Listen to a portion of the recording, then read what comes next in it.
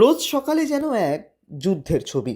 টোটো, auto, private গাড়ি আর দূরপাল্লার বাসে ঠাসা শহরের রাস্তায় একবার বেরোলে আর সময় মতো গন্তব্যে পৌঁছানো যেন ভাগ্যের উপর নির্ভর করে। শিলিগুড়ি শহর যেন ধীরে ধীরে রূপ নিচ্ছে যানজট নগরীতে।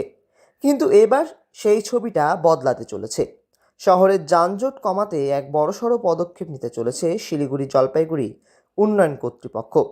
মাটিগাড়ার পরিবহন নগরে তৈরি হতে চলেছে একটি অত্যাধুনিক বাস টার্মিনাস।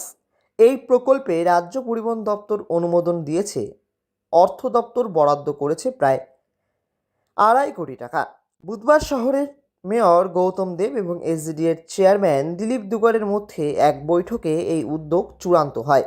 জানা যায়, নতুন টার্মিনাসে একসঙ্গে দাঁড়াতে পারবে 70টি বাস, থাকবে আধুনিক টিকিট কাউন্টার, তৈরি হবে ফুড ব্লক ও যাত্রী সুবিধা কেন্দ্র। পাশাপাশি পরিবহন নগরের ট্রাক টার্মিনাসেও আধুনিকরণ করা হবে, যার জন্য 45 লক্ষ টাকা বরাদ্দ হয়েছে। সেখানে চালকদের জন্য বিশ্রামাগার ও শৌচালয় নির্মাণ করা হবে। এসডিএর চেয়ারম্যান দিলীপ দুগার বলেন, শহরের বাসিন্দারা দীর্ঘদিন ধরে যানজটের সমস্যায় ভুগছেন। মেয়র গৌতম দেবের প্রস্তাবে এই উদ্যোগ নেওয়া হয়েছে। দ্রুত নির্মাণ কাজ শুরু হবে। আপনাদের খুশির সঙ্গে জানাচ্ছি এই রাজ্য সরকার খুব তাড়াতাড়ি আমাদেরকে এটা অনুমোদন দিয়েছেন। আর আমরা পরিবহন নগরে 2,04,00,000 টাকা খরচাতে ট্রান্সপোর্ট ডিপার্টমেন্ট আমাদেরকে এটা ফান্ড করছে।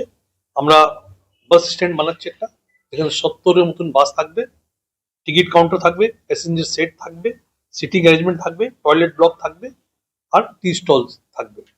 শহরের মানুষ এখন এই টার্মিনাস প্রকল্পকে ঘিরে নতুন করে আশায় বুক বাঁধছেন।